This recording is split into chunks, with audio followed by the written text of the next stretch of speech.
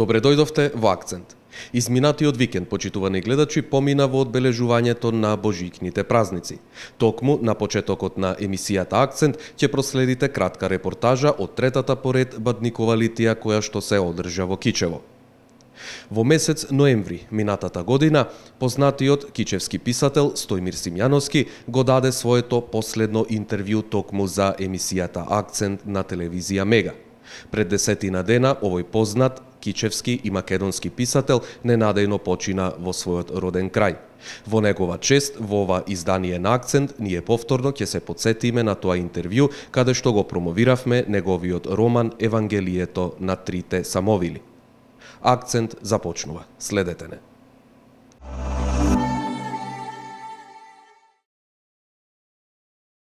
Свет си и пресвет Господи, пееја коледарчињата денеска најавувајќи ја радосната вест за Христовото раѓање.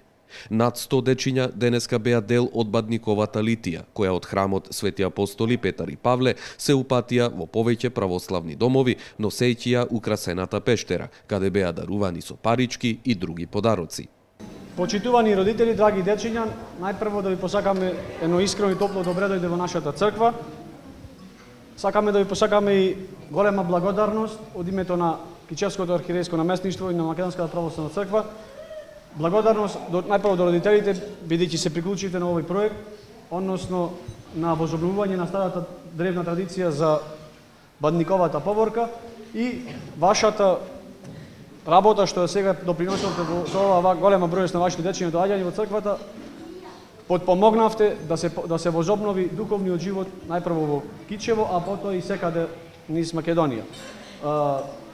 Светата православна црква, односно нашето наместништво и понатаму ќе продолжи со нови проекти слични на овие, така да ве задолжувам и ве замолувам пред се родителите да ги носите дечињата во црквата и да се вклучуваат во се поголеми проекти кои што ние ќе ги предлагаме.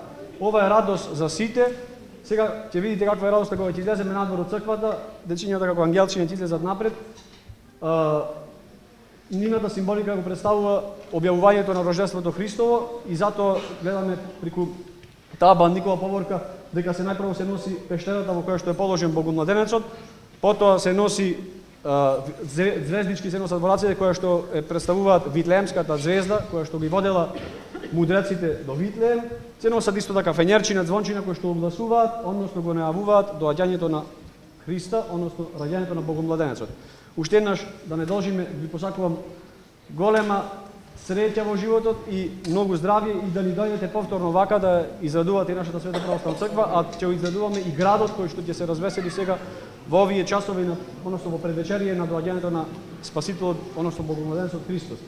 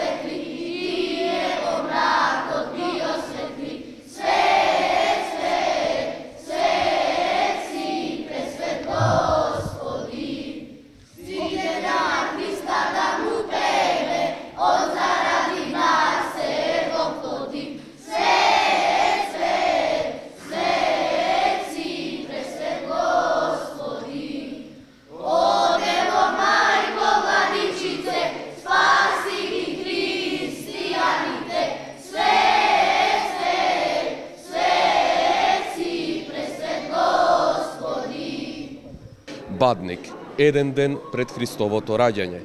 Младите кичевчанчиња овде во храмот Свети апостоли Петар и Павле во Кичево веќе се спремни да ја отпочнат Бадниковата литија и да ги посетат христијанските семејства, кои што се очекува да ги даруваат, како и секоја година, традиционално со парички, со овошје, со се она што ги прави радосни луѓето во целиот свет.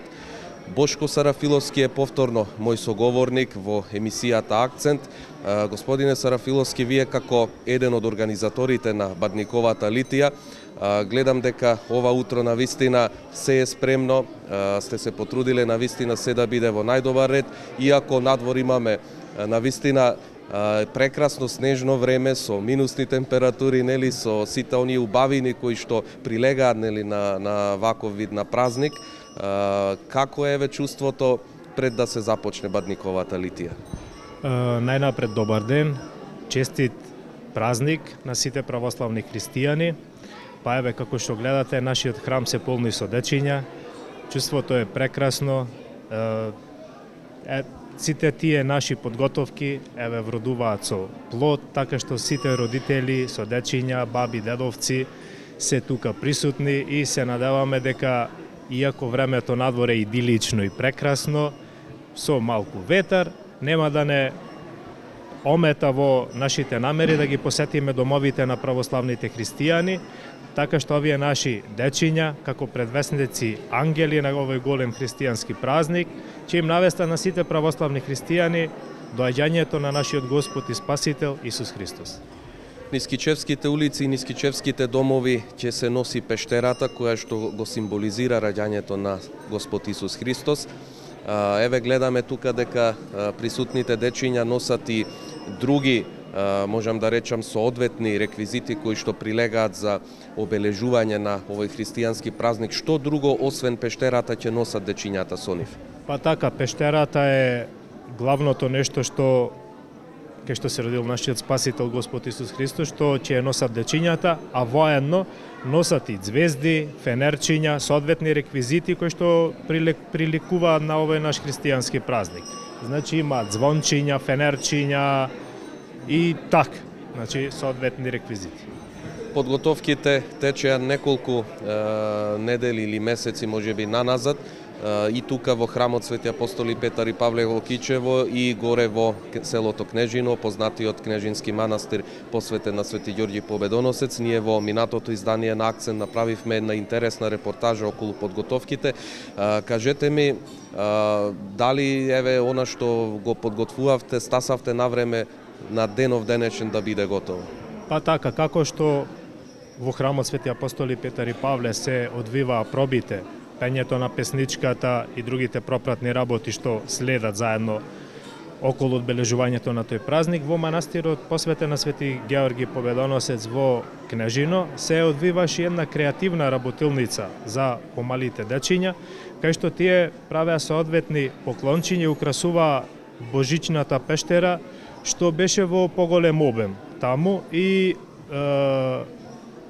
стасавме сите проекти, планови што ни беа до Божик се исполнија во целост, така да продолжуваме и понатака, како што најавивме и наредниот пат, и за Василица, и за Богојавление, се до Великден. Значи голема благодарност до сестра Драгица Велјановска, старешинка на манастирот Свети Георги во Кнежино, што со незината пожртвуваност и труд им пружи љубов на сите дечиња и ги научи на многу работи околу креативноста, можам да речам, и се потруди достојно како домаќинка на тој манастир да не пречека сите нас заедно со родителите да бидеме гости во манастирот Свети Ѓорѓија во Кнежино.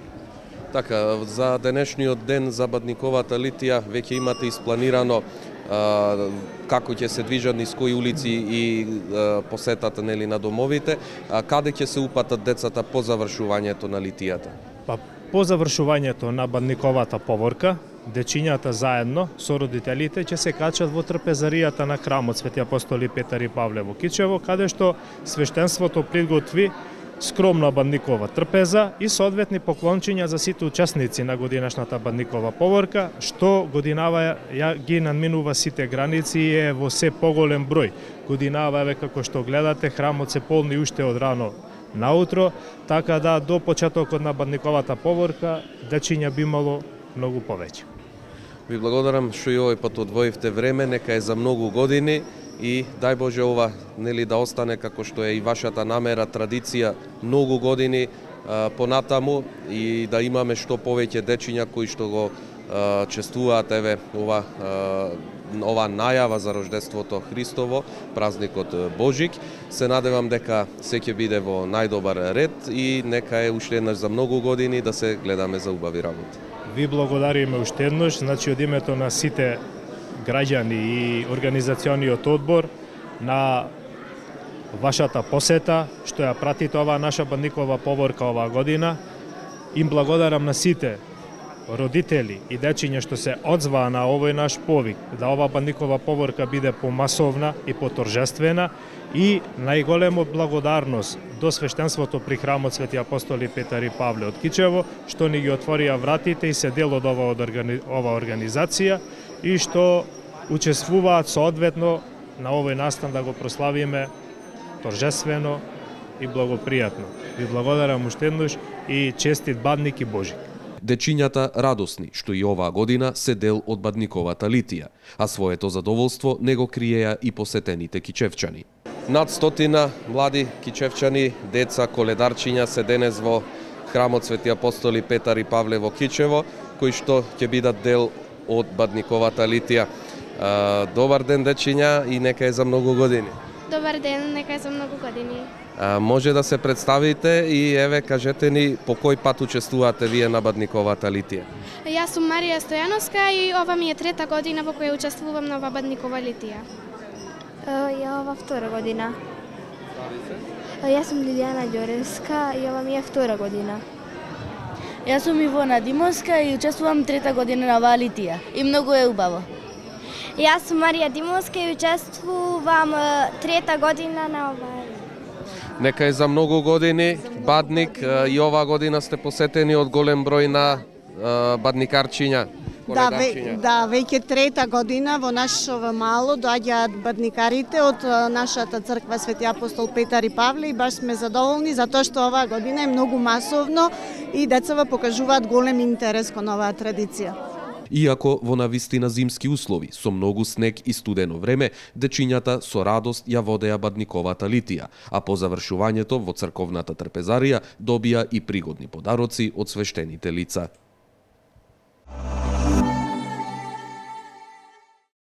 Во ова издание на Акцент, почитувани гледачи, имам чест да направам едно интервју со господинот Стоимир Симјановски, писател од Кичево, човек кој што го познава цела Македонија, а можам да речам и скоро целиот свет. Во 1997 година, од страна на Светскиот биографски институт за постигање во областа на научната фантастика и придонес во прогресот на цивилизацијата, беше избран за човек на годината на светско ниво. Господине Симјановски, честа да се разговара со вас е навистина голема. Можам да речам дека и навистина е пријатно да се биде во ваша дружба, во ваше присуство. Имаме убав повод да разговараме денеска во Акцент. Второ издание на вашиот роман Евангелието на трите самовили. Тука е новото издание, тука е и првото издание, кое што беше издадено пред речиси 22 години, односно во далечната 1994 година.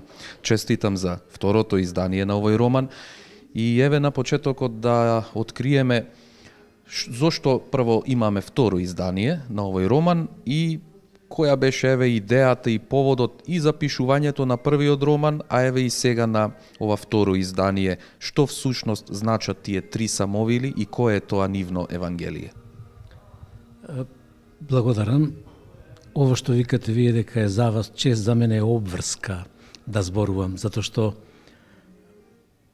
литературата е нешто кое што го водело човештвото, за сите овие векови и создавало не мали, туку големи чекори, дури поголеми од 7 милии во развојот на оваа цивилизација. Ние без книгата буквално би биле ништо и не знам до кај би стигнало ако не беше писмото и не беше литературата. Меѓутоа, пред се морам да им се заблагодарам на сите оние кои што придонесува да се случи ова. Иако кај нас многу тешко се случува да се некој роман да се преобјави, бидејќи нашето министерство финансира само прво издание. Инаку, да одиме со ред според вашето прашање, идејата за овој роман се роди во Маđарска. На едно мое истражувачко патување во Маđарска со еден од нашите фолклорни ансамбли имав една многу трогателна средба и трогателен настан што ни се случи на железничката станица во Будимпешта. Неколку дена ни јавува од амбасадата дека некое момче сака да види девојче од друштвото фолклорно. Меѓутоа тоа беше скоро неможно од обврските што ги имавне со патувања, со концерти, со разговори, со средби, а јас покрај тоа имав обврски да напишам. Кога сепак то се оствари, тие двајца да се видат, ние бевне сите буквално шокирани. Затоа што разговорот течеше на ова, така да речем, од прилика на овој начин. Од каде сте вие? Па јас сум од село Ракида. Па и јас сум од село Ракида. А од кого сте? Па јас сум од Петре. Па и јас сум од Петре. Ама тој Петре е мртов. Па вистина е мртов. Ама и ќерка му и синот се мртви. И наеднаш се открива дека тоа се брат и сестра. Јас за тоа веднаш напишав една репортажа, еден расказ, ја објавив во тогашен трудбеник и дури ги посетив. После веќе издействуваме на ниво на држава тие двајца брат и сестра да бидат заедно, така да речам. Затоа што приказката нивна е доста трогателна.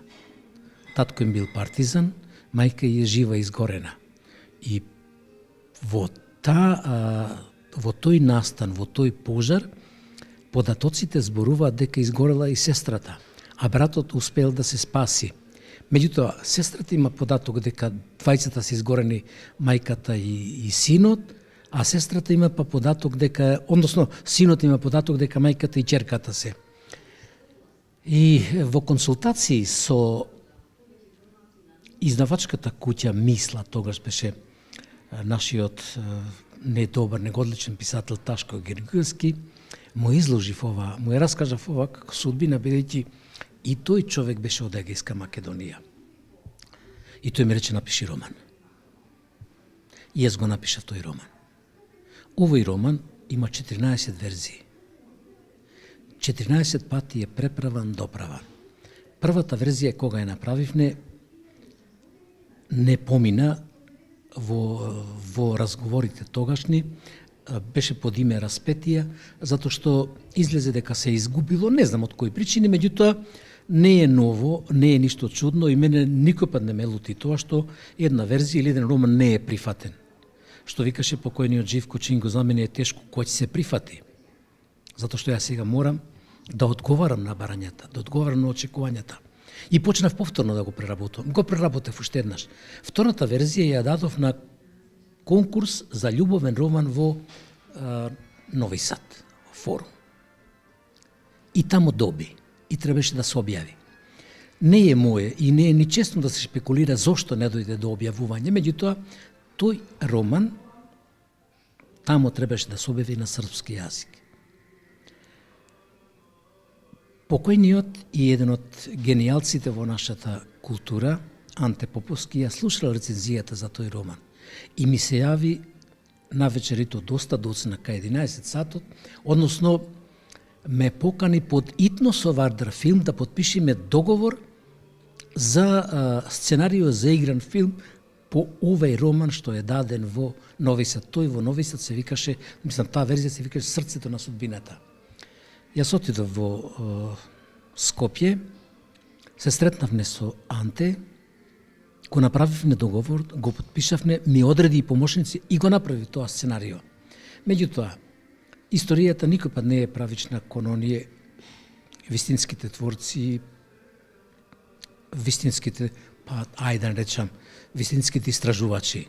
Анте падна во немилост и јас веќе престанав да се интересирам за тоа. Меѓутоа, не престанав да работам на романот. И наеднаш излезе дека Синови на горите во Мисла се отпечатани неколку изданија, а без моја согласност, не сум информиран, и во еден разговор со академикот Божин Павловски, тој ми рече: вред, дај друг роман, еве, подготви го овај, затоа што Ташко го фали и на него ќе ти надокнадам. И јас, така да речам, почнав со обработката, почнав со подготовките и една од тие последни верзии беше 94-та година и тогаш го објавивме тој роман. Романот беше во едицијата Роман на годината. Едицијата така се викаше. Тоа не беше еден роман, тоа е повеќе романи. Го промовираше доктор Ѓорѓи Сталев. И јас бев самиот шокиран од она што го рече, затоа што нема татко кој би можел да одреди или да каже кое дете му е помило. Нити творец има кој може да стане и да рече: овај роман повеќе го сакам, онај помалу го сакам. Затоа што тој роман го пишувал со срце. Тука е неговиот живот. И тој не може така да се откаже и да рече не. И според тоа, јас тогаш прв пат слушнав како отприлика другите го гледаат тој роман. Посебно ме изненади тоа што жената на академикот и мој драг професор и пријател Гане Тодоровски, Зага Тодоровска, стана за време на разговор на промоцијата и рече дека вечерта го добила романот, а тогаш академикот беше амбасадор во Москва. Вечерта го добила романот. Ноќта ја поминала со читање. Не можела да го остави. Истото го повтори писателот Коце Солунски. И тоа веќе, така да речем, мене толку ме возбуди, што едноставно не можев да се земам на себе, меѓутоа тоа беше тоа. За жал, таа верзија, односно првото издание на романот не дојде до читателите, бидејќи тогашен Сколит и Мисла организира некој вид средба со творецот и подпишување на примероци, односно романи на тие што ќе дојдат, а тоа беше во трговски центар во салонот на Мисла. Тогаш поголемиот дел од тиражот го откупи тогашен Сколит. И тие, бидејќи двајцата беа кичевчани. И тоа беше и заслуга на Љупчо Огринос и таткото на еден од собствениците на Сколит. И тие тогаш поделија околу 200 примероци од тој роман. Останатиот тираж, дури кај мене дојде помошник директорката на Стопанска банка со Војко Рафајловски и тогаш се договорено останатиот тираж тие го откупија, односно го откупија, и така романот не дојде до раците на оние читателите што се заинтересирани, туку тие го делеле повработени. И тоа мене постојано ми тежеше. Во разговор со доктор Ѓорѓи Сталев, кој беше и промотор на романот, ми предложи да го преобјавим и тој напиша рецензија. Во таа рецензија тој дури пишува дека не е тој гарант за преобјавувањето, туку гарант е барањето на читателите. Зошто тој тоа така го рече? Бидејќи тогашен екран и книготеката Ѓурѓа направи една анкета од 10 најбарани романи. Во двете анкети беше Евангелието на трите Самуели. И дури во една отворена емисија на една од телевизиите тогаш исто тоа се рече. За мене посебно беше трогателно што во тие години, ми се чини, тоа беше во заправо тоа беше 98 година. Гимназијата од Кавадарци, професорката, односно професорот по книжевност, Мркев, Ванчо Мркев професор, им го дал на учениците за лектира. Учениците толку ги возбудил тој приказ на настаните како повторена легенда за Јанкула и Јаника, што изразиле желба да појдам и да се видиме во живо. Педагогот при училиштето, Глигор Сиваков, прво се обратил во друштво на писатели, па после преку еден негов пријател кој во исто време били, односно некогаш били професор во Кавадраци, тој е нашиот историчар познат од Кичево Душан Ристевски, и така стапивме во контакт и јас нормално. За мене беше то не само провокација, беше то чест и то ретка можност. И отидов во Кавадрци и останав тамо 3 дена, имав едно предавање ЗНЛО и средба со учениците, оние кои што го читали и оние кои што го правеа за лектира. Веднаш после тоа имав и друга една интересна средба што исто така ме возбуди. Во стоковната куќа во Скопјев центар купував нешто сосем случајно и видов како девојките што се на касата некако малку чудно ме гледаат. Малку се изненадив што е тој и кога дојдов на каса да плаќам, ми викат дали сте вие тој Стоимир Симјановски. Певам дали што е?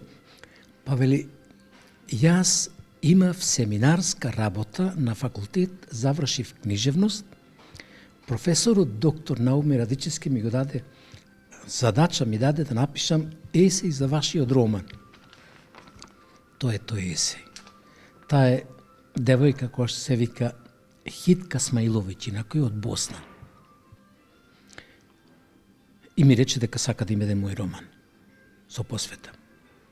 Ма јас си реков, сите вие ќе добиете по еден мој роман, ама вие ќе ми го дадете текстот од вашиот есеј. И ми го даде. Кога се вратив назад, кога го прочитав, и самиот сватив во, така да речем, во што сум се впуштил. И дури тогаш ми стана јасно зошто Ѓорѓи Сталев рече дека тој е роман за нашиот идентитет. Бидејќи тоа е потретена легенда за Јанкула и Јаника, две паралелни приказки, кои што па сега, јас немам намера на детективски начин да го пишувам. Ни на крај памет не ми беше Агата Кристи. Јас сакав само да направам роман, кој што ќе покаже дека нашата судбина се повторува, се потретува и дека ние не можеме да избегаме од она што сме. А тоа е и наша прокоба, што и ден денес трае, затоа што, пак да повторам, на живо има шанса да го видиме во Димпешта со тие брат и сестра. Моментално не можам да се сетам на имињата на тие и се надевам дека на промоцијата на овој роман што ќе правим овде, јас ќе ги поканам и ова колешка моја и тие двајца и сите други кои што на некој начин, па и оние драгите пријатели од Кавадраци и сите други сакам да дојдат овде за право да се видиме и да ја поделам онаа мојата радост што ете романот доживеа второ издание, а то пак за тоа имаш интересен поттик. Јас веќе изгубив желба дека или надеж да речам дека ќе може да се пробиви затоа што се големи трошоци. Меѓутоа една ученичка заправо студентка од Кичево, Александра се вика, која што едно време го читала романот, ме сретна и ми рече дали можам уште еднаш да ја го дам. Па и реков, па добро, Александра, па ти го прочита. Сакам уште еднаш. И реков, добро, ќе ти го дам CD-то. Затоа што та го пречука на CD на времето. Ќе ти го дам CD-то. И кога тоа го слушнав, веќе не можеше ништо да ме спречи да вложам колку што можам и не можам и јас напори, а и Новец Цветановски, мојот драг пријател, кој што како уредник и директор на Нова Македонија, ми објавиле над 20 фелтони за научно-популарни теми и не знам, или тамо да речеме 21 расказ и не знам колку ще прилози и така натака. И тој го прифати това, го објави веќе како комерцијално издание. Господин Симјановски, мислам дека читателската публика навистина ќе со задоволство ќе го прочита второто издание на вашиот роман Евангелието на трите самовили. Јас ве најавив како исклучителен автор од Кичево, прогласен за човек на годината во 97 година. Знам дека се уште творите, знам дека има уште што да излезе од вашата душа, од вашето знаење, од вашата научна дејност која што ја гаите и ја имате. Може ли еве да направиме еден краток осврт на се она што досега Стојмир Симјановски го има издадено, како роман, како научна публикација, како текстови во разни новински агенции и така натаму, а после ќе чувам 2-3 прашања интересни за на крај, а со тоа би најавили нешто што нашите гледачи во некој од наредните изданија на Акцент ќе можат да го видат. Па, според гласилото Стожер на Друштво на писатели, бидејќи може да се збунам инаку и да прескокнам нешто, ќе одам на тоа. Јас во литературата влегу на доста необичен и доста интересен начин. Долго време пишував, долго време конкурирав, меѓутоа тоа тешко одеше и никако не можев да дојдам до израз да објавам книга.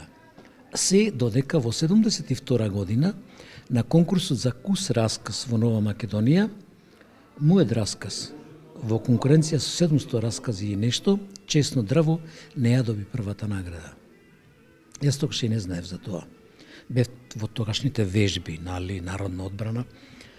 С цела недела бев на терен и кога се вратив дома, ме чека на кревет, ме чека весниците Нова Македонија и пред да седнам да ручам, гледам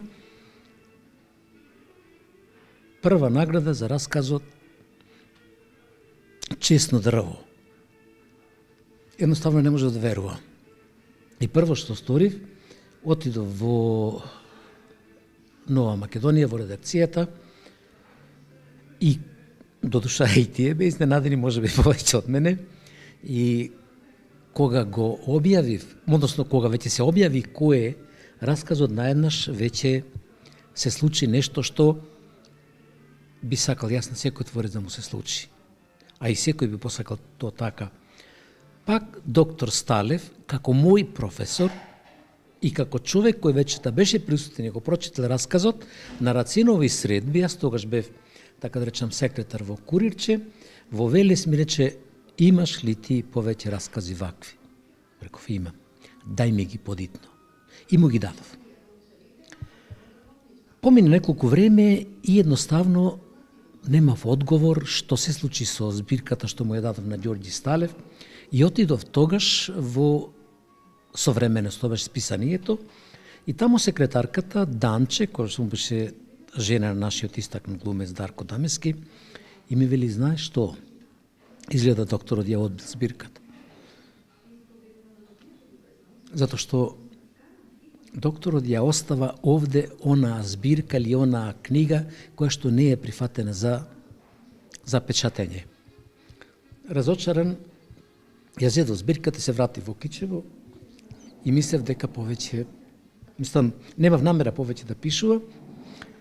Се додека вториот ден не погледав сосем случајно дека од таа збирка која имаше 30 раскази фалат 10. И ми се јави Данче и ми кажува: знаеш што, грешивме ние. Во овој број оди изненадувањето. И сега она што е најчудното, на таа промоција во Велес, тој исто Ѓорѓи Сталев рече дека Честно дрво е изненадување. И така сега веќе станав некој, сега да не речам интересен, али беше провокација за издавачите кој знае што ќе беше со мене, ако тогаш не беше пак еден од честните наши творци, Живко Чинго, кој што на улица ме сретна и ми рече вечерва нема да си одиш Кичево, ќе останеш кај мене и можна да ти кажам некои битни нешта. Не смееш повеќе ништо да обијаш што е под нивото на честно дрво. Мораш се што си дал досега запечатен да го повлечиш, ако треба искини го, ама мора да е на нивото. И јас тоа го направив. И така, наредниот, така да речам, мој текст, беше конкурс 73-та година, што го распиша, па не фондација, него прославата на АСНО. И тогаш го објавив, односно го дадов за печатење романот Црвени утра и тогаш ја доби, така да речам, неделивата и единствена награда на прославата за АСНО. Црвени утра се објави. И то пак беше провокација. Точно тогаш бев пак напад.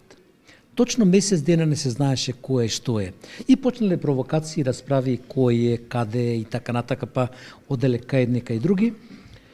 И кога се вратив, председателот на жири комисијата порачал пошто пото да ме види. Тоа беше Димитар Митрев. Отидов кај него во Охрид. И ми рече дека тој дал исклучиво насоки на издавачката куќа дека на романот не сме да се интервенира од јазичен аспект. Архаичен говор и така да остане. Ама, Сојуз на борци, бидејќи тоа беше сепак награден роман, 30 години јасно, донесе одлука да се снима филм. И јас, Мето Петровски и Баришич, Владислав Баришич, по барање се разбира на Сојуз на борци, затоа што Федерација сакаше да финансира филм, бидејќи Кичево беше прво ослободен град, а ова е настан во Кичево, односно во Поповец 44 година, кога се 13 мажи, односно 13 луѓе живи и изгорени во тоа така наречено пеколно оро. И тоа беше суштината на романот. Тогаш задолжен, така да речем, Кире Ценески беше одреден за режисер на филмот. Меѓутоа, филмот од политички причини не се сними.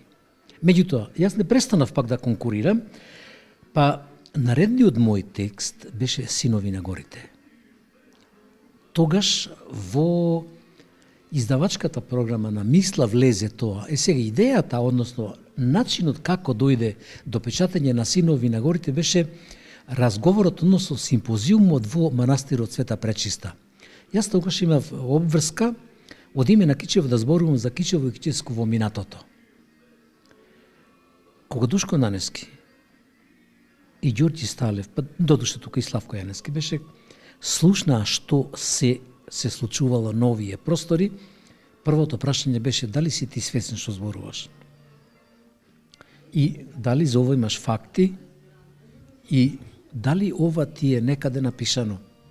Па му реков да, то ми е готов текст, се вика Хроники за од Горна Копачка, и Ѓорѓе ми го повара да го дзирне. И јас додуша и не знаев. Меѓутоа, историските податоци од романот тој ги изфрлил и ставил само приказката. И сам се изненадив кога во Нова Македонија прочитав дека Синови на горите влегува во издавачката програма на Мисла. И после веќе течеа правиот научно-фантастичен роман Ацела.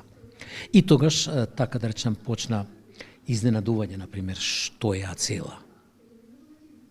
Макар што јас и тогаш и во сите мои предавања, бидејќи на третата конвенција за научна фантастика, за жал толку се исплашив тогаш, бидејќи бе ставен како воведен излагач, јас тогаш зборував за македонската научна фантастика и не го ставив Ацела како прв роман, туку го ставив друг роман еден, од еден штипјанец, Донски. Се вика Враќање од пеколот. Мене на тоа ме посочи академикот Старделов. И јас сакав да се исправи таа неправда према тој човек, тој роман тој сам го отпечатил. А ова беше отпечатен, се разбира, со поддршка од Министерство. И така така да речеме во Светската енциклопедија го исправив тоа. Меѓутоа, Ацела предизвика такво внимание, што само едно училиште, Васил Главинов од Велес, во еден ден порачало 300 примероци од романот. И ме поканија да се сретнам со учениците. Ние поетовме заедно со вашата колешка од гимназијата Славица Наумовска, поетовме двајцата тамо и од она што го слушнав од учениците, навистина ме поттикна она што се случи и на времето со Ентони Берџинс, дека не смее да се престане. Децата сакат да фантазираат, децата сакат наука, сакат визија, сакат убава литература. Јас не велам дека мојата литература е убава, али е интересна и ја чита. И така веќе почнав и наредното беше Белата Голгота, пак на конкурс по повод прославата на Богомилскиот поход, па одеше исто награден Весниното писмо, од кој што радиодрамата беше емитувана вечерта на денот на прогласувањето на независноста на Македонија. Радио Скопје точно неја ја одбра и точно неја тогаш ја пушти. После одеа, така да речем, збирката Фаќачи на вампири, што ја објави студентски збор за кој што докторот Марјановиќ, мислам правникот, во дневник објави една многу интересна, така се вика Гачки, една многу интересна, па то не е статија, некој вид текст негов во кој што вели дека толку се изненадил затоа што не можел да свати дали то се реални личности или сугестијата на расказите е така да личи на реалност. Ама веднаш после тоа јас почнав да работам на друга збирка раскази, па така да речем направив околу 200 раскази на таа тема и така излезе мојот трет живот, покрај Чесно дрвенче како трета збирка раскази и после веќе беше Черката на звездите. Черката на звездите беше и радиодрама, па после беше Третиот завет. Роман кој што еве мои драги кичевчани и наши драги пријатели, меѓу кои еден од нив мене покрај тоа што ми е непријатно, меѓутоа ми е чест да го речам, по трет пат го чита нашиот познат Пито од Кичево. Романот по трет пат го чита, затоа што тој е роман за ајдучките времиња. Кичево не е само така Кичево. Јас ако реков во онај филм сега за Кичево дека ако е Македонија папукот на светот, тогаш Кичево е папукот на Македонија. Не го велев тоа случајно. Најдете ми вие место на 850 квадрати да имате 18 манастири. А тоа е на симпозиум потврдено што го организира Македонска академија. Најдете ми вие место каде што во 8 села имате 5 ајдутски чети, од кои што сите не ајдутски, него комитски чети за време на Елинден. И сите се добро познати. И еден е од нив Јодран Пиперката, веднаш после Гоце Делчев со најголем број песни. Тоа беше она што мене, така речем, ме натера да го напишам Третиот завет, од кој што после излего уште 2 продолженија со истите личности. Тоа се Вратата на сонот и понатаму продолжи веќе, така да речем, со Лицето на самовилата, со и веќе дојде на ред Евангелието на трите самовили, па сите мои стручни работи во студија ги објавивме во договор со Венко, сакавме тоа цело да го објавиме, меѓутоа Детска радост тогаш го објави Мит за сите времиња само 8 глави, а 4 остана. И после веднаш тоа дојде да се објави Камена веда. Камена веда е роман кој што за текст има најмногу рецензии, дури 16. Затоа што прво беше прифатен како филм Женско село под име и како радиодрама, од него се викаше 409 рога, кој што радиодрама. Академикот, тоа како што ми кажа Тодочалски, кој беше тогаш уредник на емисијата за литература на Радио Скопје. Тогаш би поканет академикот Гане Тодоровски да им честите на нашите иселеници во странство Нова година и му било речено што да им препорачаме да слушнат ноќеска од Радио Скопје нашите иселеници. И тој рекол точно тоа, 409 рога. И веднаш после тоа излезе, а тој роман требаше, односно тој роман настана како така да речам, верзија на сценариото за игран филм кој што пола е сниман, Томче Стоев го снимаше, докторот по режија, и снимањето беше прекинато на половина од политички причини. Мислам дека сигурно останавме недокажани во поглед на вашиот научен опус и се она што го имате издадено. Знам дека ќе имаме многу прилики да позборуваме за се она што е ваш труд.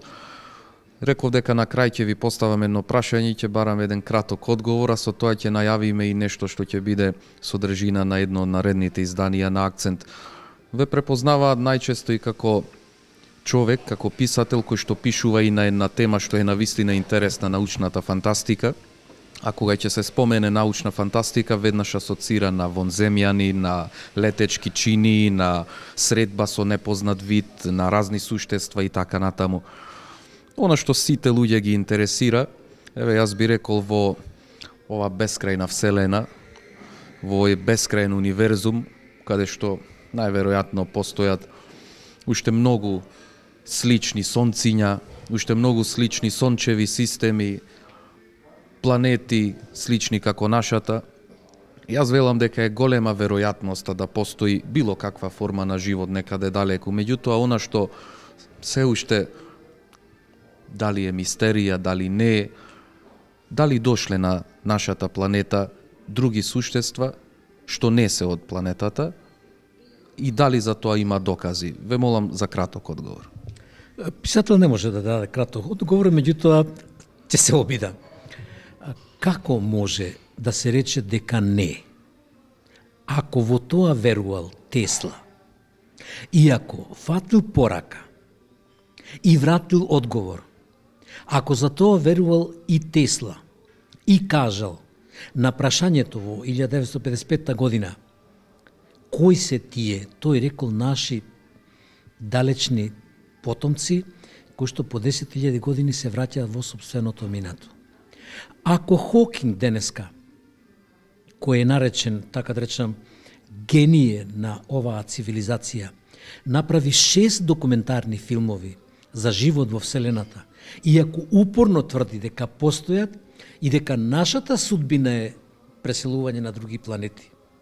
Ако Саган, кој е наречен како научен гений на столетието, зборуваат дека постојат, па што можем јас да речем друго? Постојат. Меѓутоа, не постои желба, не постои храброст да се прифати тоа, затоа што то би го менило односот, односно животот на оваа цивилизација, макар што тоа кога тогаш ќе се случи. Не само што има факти, туку има толку многу што едноставно не може да се премине. Инаку, ако беше не постоело, тогаш, еве вас да ве прашам како колега, како професор, како истражувач, како новинар, како ќе го објасните фактот што нема редакција, нема телевизија, нема година, каде што постојано не се емитуваат такви вести, такви случаи, такви настани, толку филмови, а најгледаните и најпрофитните филмови досега се точно за НЛО. Па тоа случајно ли е?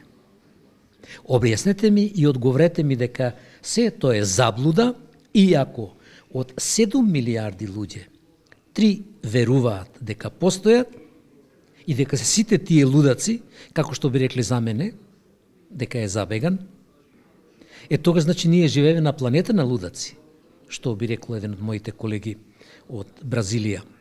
Гледајте, она што, например, Беле го пишува во Мистерија на летечките чини, дека јавувањата НЛО ќе ескалираат во Сирија и ескалирале, не беше без причина. Што се случува денеска?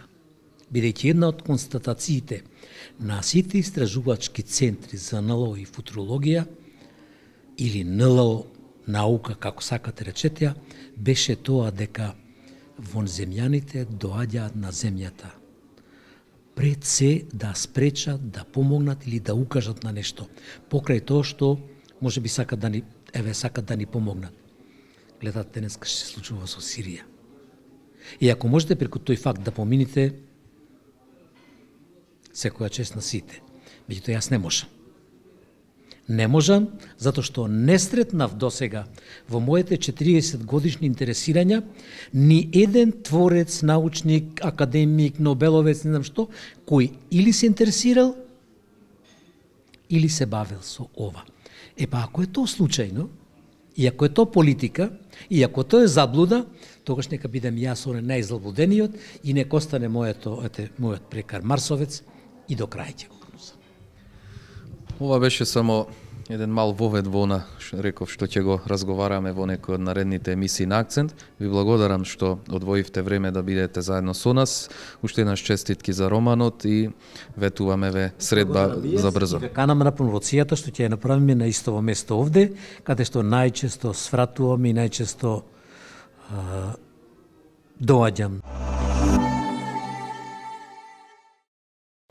Тоа беше се што ви подготвивме во ова издание на емисијата Акцент. Ве поканувам да ги проследите и репризните изданија, а со нови содржини се гледаме наредниот вторник во истото време. Довидување.